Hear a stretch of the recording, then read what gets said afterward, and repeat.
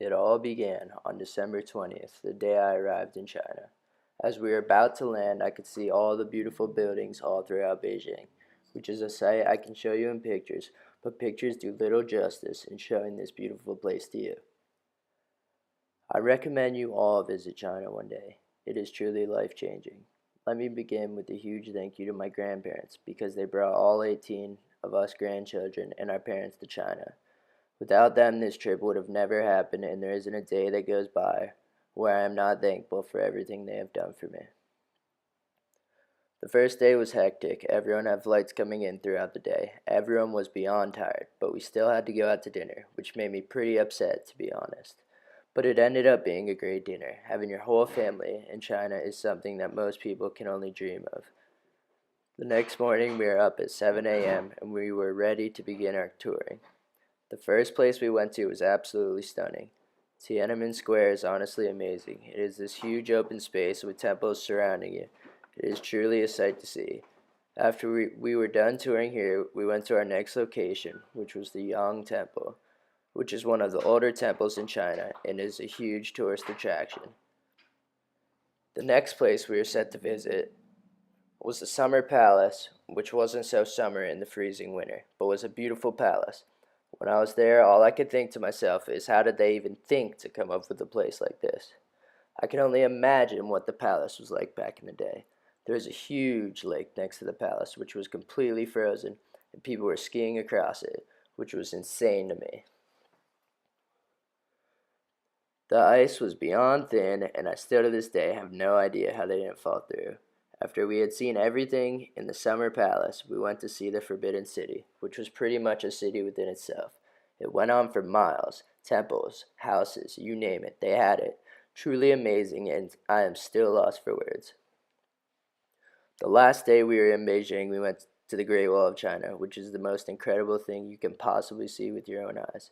The walls go on for miles in every direction. So far, you lose the walls in the clouds.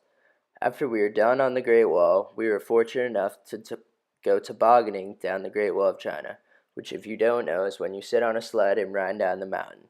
Yes, you can ride down the Great Wall of China or take the chairlift if you're a wimp or even old. After we got back to our hotel, we were given the rest of the day to do whatever we wanted, so my brother and I went out to the bars and had the time of our lives. It was time to leave Beijing, and now we were on to Shanghai, which I was beyond excited for. As we were landing in Shanghai, I could not believe the size of the buildings here. It makes New York's skyline look like a joke. The architecture in Shanghai is definitely the most unique and advanced in the world. The first building we went to was the Oriental Pearl Tower, which speaks for itself. The next place we went to was the People's Square, which is more of a common place for people to go to hang out by the canal. People kept coming up to my family and taking pictures with us. It was like we were a royal family. They had never seen a group of this many Americans, let alone a whole family. The next day we went on to the Yew Garden, which is full of trees and ponds, and is probably the most relaxing place I have been to this day. All the ponds were full of goldfish because goldfish are good luck to the Chinese. You could feed the fish and they would take the food right out of your hands.